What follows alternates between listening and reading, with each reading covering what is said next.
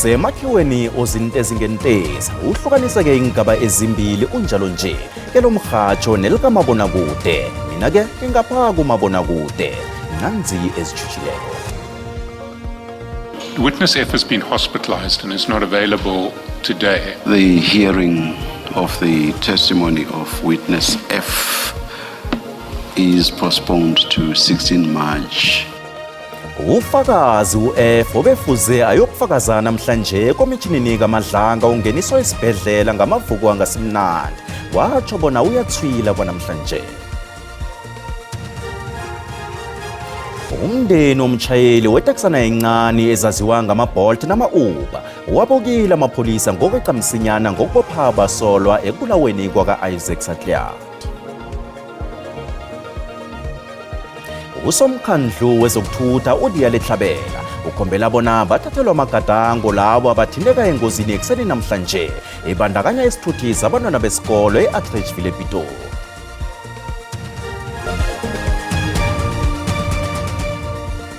Kuba kuhle nakunje bona ngenifanyane ngilindile ngombana ngisimkhonozi zindaba zesiNdebele ku-SABC1 Lotshani ikuthulani bo. Umndeni womtshayeli obuleweko eteksana i-Uber u-Isaac Sahliat wabukile amapholisa ngokubabopha msinyana bathinteka ekubulaweni kwakhe ePretoria West ngeveke epheleleko. Kuzwakala bona uSahliat ubulewe ngemva kokwamukela isibawo sokulayitsha abantu ngekolo yakhe iteksi. Isidumbu sakhe nenkolo yakhe kutholakale e-Atteridgeville. uDikeledi Mphahlele, uRhotsiane Machidi noMatlaren Mushwana bavele kafitshazana ekhotho kaMagistrata wePitori bazokubuyela kodwa ngeveke zako ekhotho. Amakhulukhulu abantu babuthene ekhotho kaMagistrata wePitori ukuzokusekela umndeni ka-Isaac Sahliat. Umndeni wakhe uthokoza kakhulu amapholisa ngokusebenza msinyana ukubopha inilelesi ezibulele ilunga lomndeni wabo ngesihlungu. Bahlathulule umntwana wabo obekaneminyaka ema-22 ubudala njengomuntu obekanehliziyo ehle asebenza ngokuzimisela begodu ahlala asiza abantu. Kazi umtshayeli lo bekazilungiselela ukuyokwethweswa iziqu zemfundo zakhe inyanga ezako. Isaac obviously is a young man who's very sociable, very adventurous, 22. He was actually supposed to be turning 23 on the 12th of March. So in a few weeks he was supposed to turn 23. Unfortunately, we don't have him anymore. He's very creative with his hands. That's why he studied automobile engineering. I knew him since he was in grade 8, very loving, honest, always willing to help. Everyone here can testify, like he always come through to help you.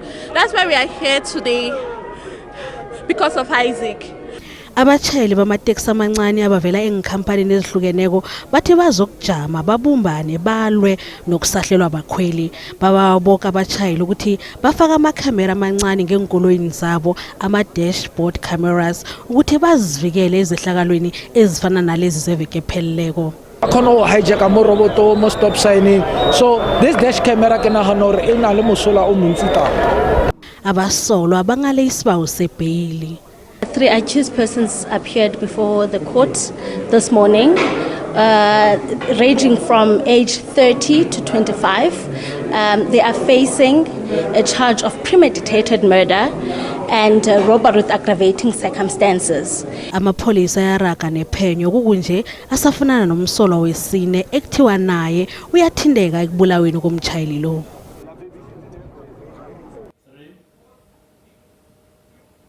Phezele zike zisilandele sesilapha estudio ezithi amapholisa athi umsolwa wesine ubekafutelwa lona ecaleni lokubulawa komtshayeli weteksana eyi-Bolt uziphekelele emapholiseni e-Atteridgeville uyokuvela ekhotho kaMagistrata wePitori kusasa ngamacala wokuthathela umuntu ikoloyi nokubulala.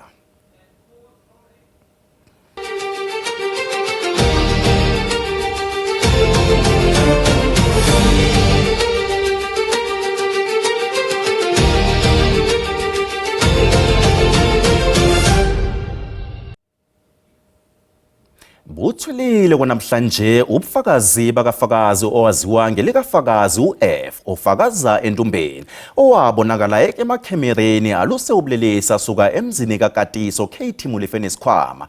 Lokhu njengombana amagqwetha akhe aveze ukuthi wamukelwe esibhedlela. Lokho kwenze bona alethe isibawo sokuthwila ukuvela ekomitjhinini kaMadlanga.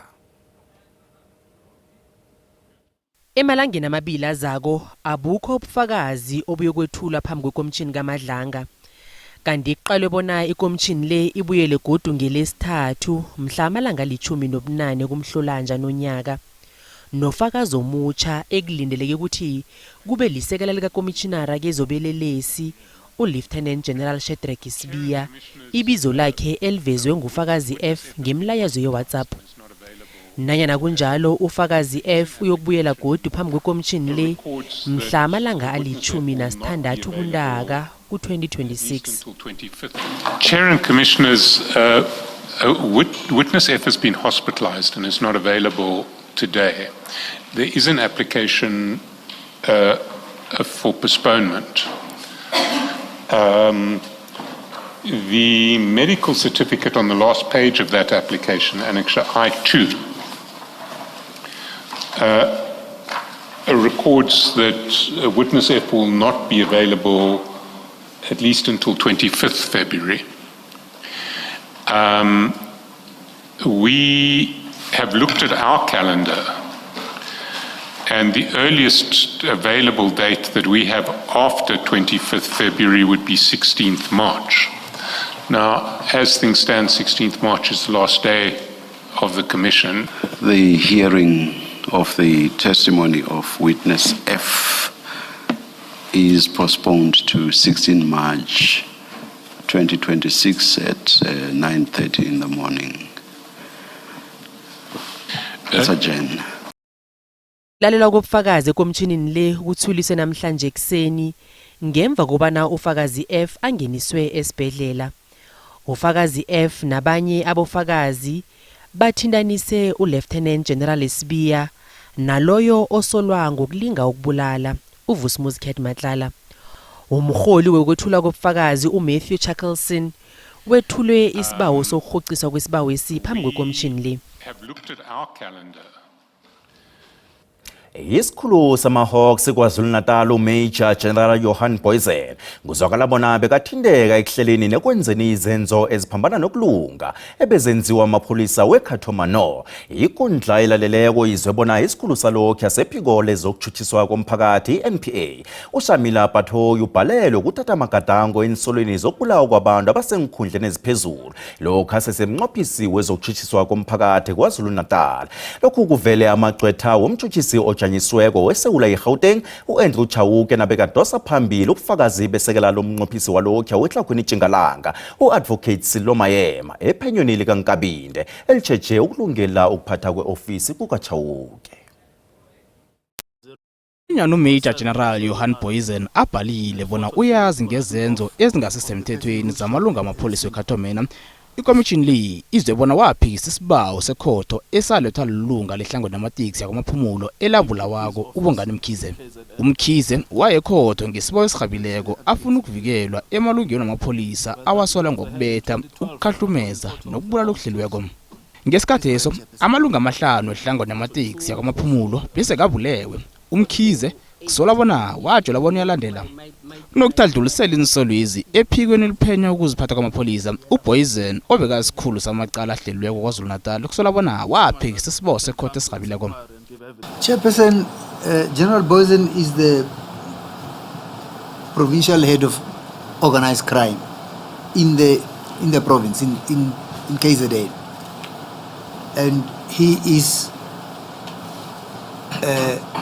he has close working relations with the Ketomena, the unit that is responsible for all of this.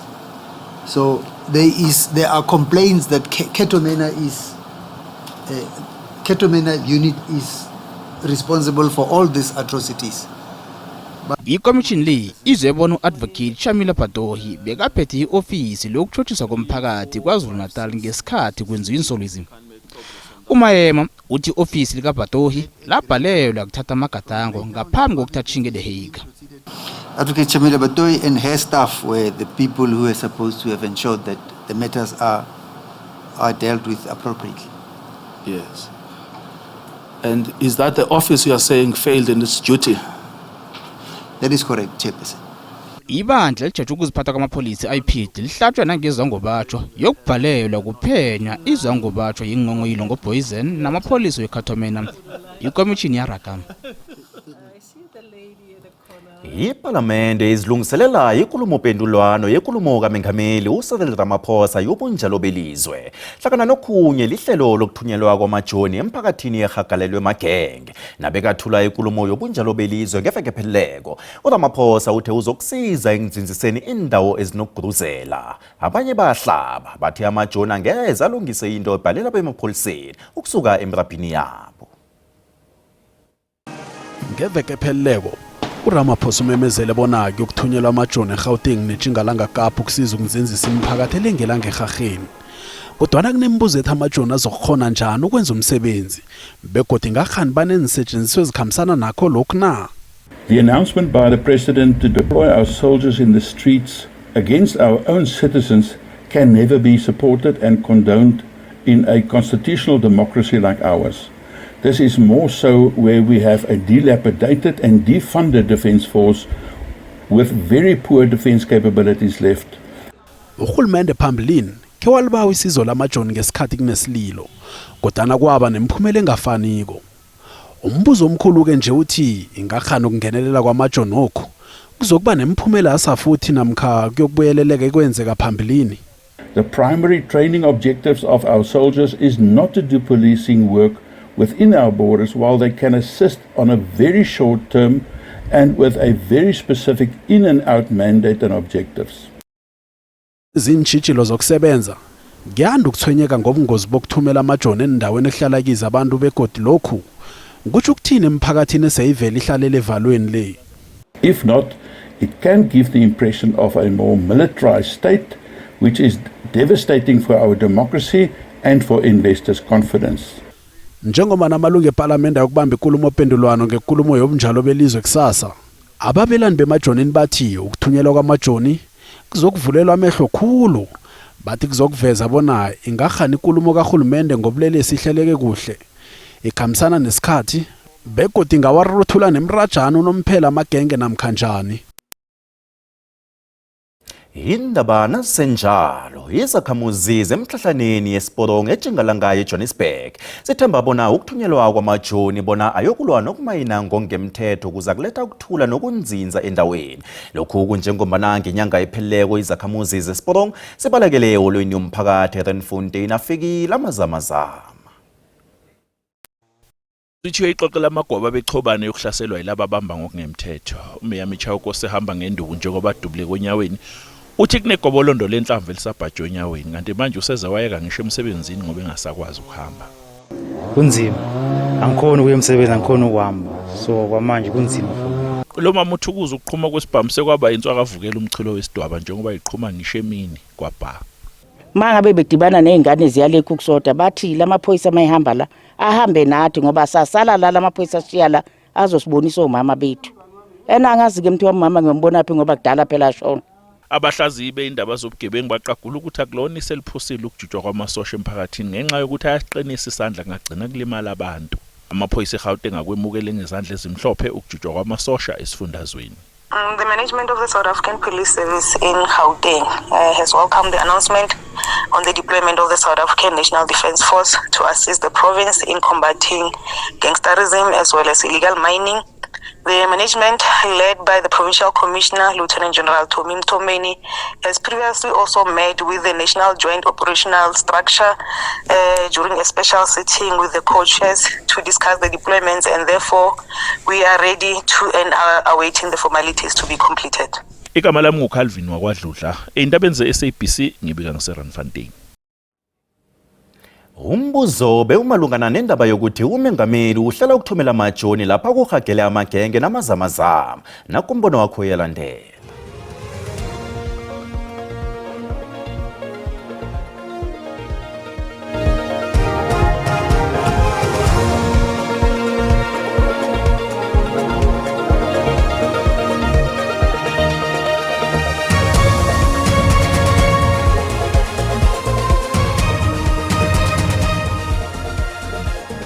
Kuzakunceda kakhulu ngoba amapolisa anomsebenzi omninzi.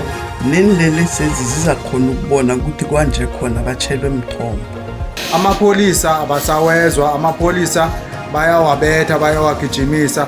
Ingaske angatyalwa kuzo zonke ezindawo zinobugebengu. Futhi bekufanele afakwe nasesifundazweni sakwaZulu ikakhulukazi laphana eNandi. Barakatana kudala mkhaji babathumela amajoni labangajameli ukuthi ukutuluka igazi. Kuzawuba izikhalazo ongekudala into yobana nango amajoni ehlukumeza abantu. Angicabanga ukuthi umqondo right lo othathe umongameli ukuthi abize amasosha. Amasosha kusiwona abantu abagada ubulelesi. Umsebenzi wamaphoyisa lo. Kuba lula kumuntu uma engathinteka kangako kuloku bugebengu ukuthi agxeke ukuthunyelwa kwamasosha. Kodwa ngicabanga ukuthi abantu abahlala kulezo ndawo bazobe bekuthola ukuphumula. Umbukeli SABC ayizokupheswa umlando wokuziphendulela umbono umbukeli. Nasibuya ento. 1 asinawo ama-toilet. Bantwana bethu sebafundzela ngaphasi kwesihlahla. Siyacela ukuthi Premier MEC basukume bangenelele kulendzaba le. Ababelethi bavale isikole eMansulu eMpumalanga bathi abenda babo angeke bafundele esikolweni esigakapheli.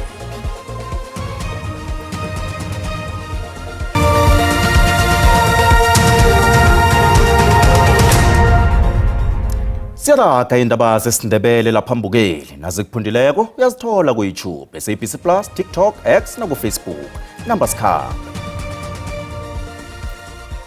Usomkhandlu wezokuthutha uDiyalehlabela ukhombela bona bathathelwa amagadango labo abathinteka engozini yekuseni namhlanje ebandakanya isithuthi sabantwana besikolo endleleni N4 eastbound hlanu kwe-Atteridgeville ePitori. Kokuya ngemibiko isithuthi esilayitsha abantwana abalithoba besikhweze abantwana besikolo abali-17 nasisakutshayisana nenye ikoloyi ngemva kokuthi umtshayeli azame ukubalekela amapholisa kokuphuma endleleni abuye godi abuyele kiyo. Kusisiseka bona umtshayeli bekatshayela ngaphandle kwamaphepha okutshayela. Bonke abafundi abali-17 bagijinyiselwe esibhedlela. Kushamile ukufunda nokufundisa esikolweni samabanga phasi iTsanzanani Primary School eMatsulu eMpumalanga. Lokhu njengombana ababelethi bavimba abafundi bona bangangena esikolweni ngombana basabela ukuphepha nobujamo besikolo obungasibuhle. Abafundi baminyene emaklasini wesikolwesi. Kulenga inlodlelo emayekeni. Ukufunda nokufundisa kuphazamisekile. Abafundi bagelagela emakhaya. Ababelethi bathwenyekile ngebhoduluko engakaphephi abantu ababa baphila ngaphasi kwayo esikolweni esi. MEC uthi bantwana bahambe baya kufunza eMpumalanga the next school of which naso le school sinebantwana sigcwele. So siyacela ukuthi Premier MEC basukume bangenelele kulendzaba le up until stokhona kuvulela abantwana baqhubeke bafunze. Number 1 asinawo ama-toilet.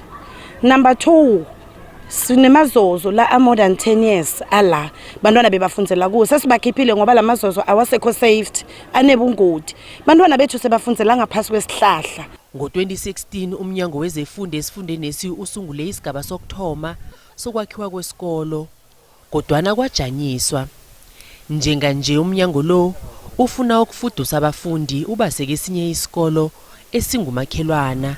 Njengombana kuthiwa batsho sinamaklasi abunane anganabafundi kodwana ababelethi bayabhala. Kube besifuna kubamisa eMpumalanga kube sibamixile. Sebabona sibatali ngone bavuka ekseni batovala ligede bakhiphele abantwana babo ene batali mawuthi uyabavalisa mawuthi uyabamisa kulento yabo ngeke ubamisa ngoba abantwana babo ene bantwana bethu sibafune bafundzela bafune bafunze khona. Imizamo yokufumana umnyango bona uzokuphawula endabeni le akhange iphumelele. Nakusenjalo ababelethi bahlele ukuraga nokuvala amayege wesikolo esi ukufikela la umnyango lo wenza lokho abakufunako.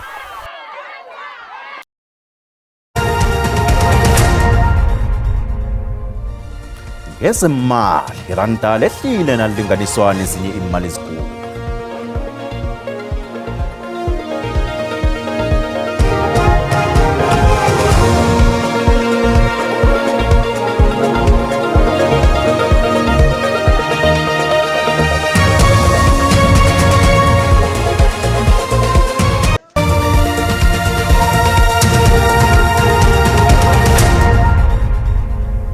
Kuzwakele Mduduzi lothana ekhaya ngomvulo napho ubujamo bakho bezulu sibona lapha ke amathuba nge60% ngale ngesifundeni sange Northern Cape lapha ke eCape Town ulivulile lithe kuvala ngamafuke endaweni lezi ukusuka lapha ePitori wehlele enzasi kushinga lapha esifundeni sange Mpumalanga Kapa lapha endaweni zangale ngeKZN ngeGwini silibona nge30%. Nasithi siyacala ukuthi kusasa ngakhani kunjani kusuka lapha kubo Appington udlule kulezi ndawo zaboda uze ngapha ke emkhawulweni walapha ke eBloemfontein nangapha ke ngeNorthern Cape sibona lapha thuba wezulu ngayo i60% nge30% kulezi ndawo kanti ke nangapha lapha livalile ke endaweni zange Gauteng lapha ikungu oyibonako lapho ukhamba ukhona ubona impetshi ezimhlophe kuyasho ukuthi ekseni abantu abachayelako bacheje bayelele khulu sithole lapha ke isilemukiso mijijo eduma kumbi ngaleke ngeNorthern Cape nakusasa pheze kusesenjalo ngemjijo eduma kumbi abantu bacheje bayelele sokucalela lapha amazinga okushisa sithome ngapha ngesifundeni sange Gauteng sifunda sonke sibonakala sipholile lapha ke eJohannesburg neSprings kufuthumele ePitori neBroncosprade iCarltonville nge25 nasiya lapha ke eLimpopo sibona ke sifunda sifuthumele lapha ePhulukwane nalapha iBilabila kwezinye indawo ke ezifana nalapha eMkopane kuyachisa kanti ke nakezinye indawo zifuthumele lapha kuBophalabura nge28 Mpumalanga leya Pholile Carolina lapha nge20 iMiddelburg nge22 kanti ke kezinye indawo ke kufuthumele eMkhondo kuphole nge21 bomhlanga eveza ubuhle sibona khona ke kufuthumele iKwaZulu Natal sibona nayo ke iyachisa lapha ke eMnambithi kezinye indawo sizibona zifuthumele asibonane kodwa ngesikhathi esilandelako dido